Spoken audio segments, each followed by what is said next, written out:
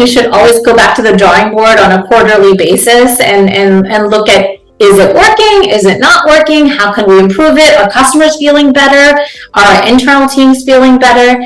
And I've found that if you bring one or two success stories to the table during that meeting can be really impactful too. You can talk about a handoff that went really well and how you recreate that moving forward, or a handoff that didn't do so well, right, potentially, and say, how can we improve that? So you make these quarterly sort of reflection kind of meetings very productive versus kind of saying ad hoc, these are the things that need to be changed.